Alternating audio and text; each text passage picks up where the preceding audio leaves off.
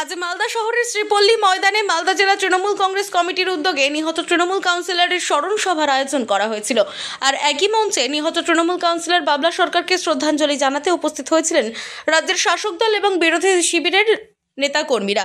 একই মঞ্চে উপস্থিত ছিলেন রাজ্য তৃণমূল কংগ্রেসের সহসভাপতি জয়প্রকাশ মজুমদার, রাজ্য তৃণমূল কংগ্রেসের সাধারণ সম্পাদক বৈশানুর চট্টোপাধ্যায়, উত্তরবঙ্গ উন্নয়ন জলপথ ও সেচ দপ্তরের প্রতিমন্ত্রী সাবিনা ইয়াসমিন, রাজ্যের মন্ত্রী তাজমুল হোসেন, মালদা জেলা পরিষদের সভাধিপতি লিপিকা বর্মন ঘোষ, বিধায়ক সাবিত্রী মিত্র, চন্দনা সরকার, সমর মুখোপাধ্যায়, আব্দুর রহিম বক্সি, নিহার রঞ্জন ঘোষ, ইংরেজবাজার পৌরসভার চেয়ারম্যান কৃষ্ণেন্দু নারায়ণ চৌধুরী, পুরাতন মালদা পৌরসভার চেয়ারম্যান কার্তিক ঘোষ থেকে শুরু করে জেলা কংগ্রেসের কার্যকরী সভাপতি কালীসদন রায় এবং বিজেপির দক্ষিণ মালদার সভাপতি পার্থসারথী ঘোষরাও কয়েক মিনিটের জন্য রাজনৈতিক দ্বন্দ্ব ভুলে গিয়ে নিহত তৃণমূল কাউন্সিলরের প্রতি শ্রদ্ধা জানাতে দেখা যায় শাসক এবং বিরোধী শিবিরের নেতা মন্ত্রীদের।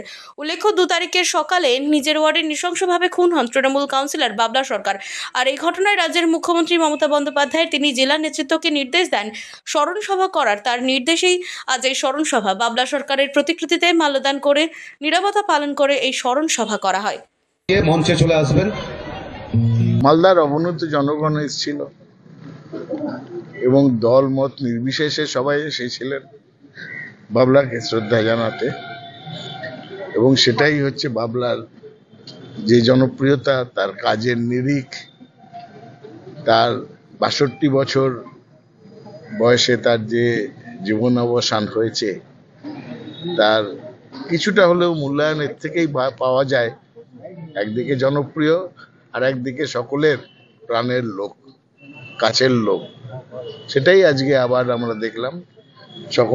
সকলেই খুবই দুঃখ মথিত হৃদয় নিয়ে এই অনুষ্ঠান অংশগ্রহণ করেছে, বাবলার কথা স্মরণ করেছে।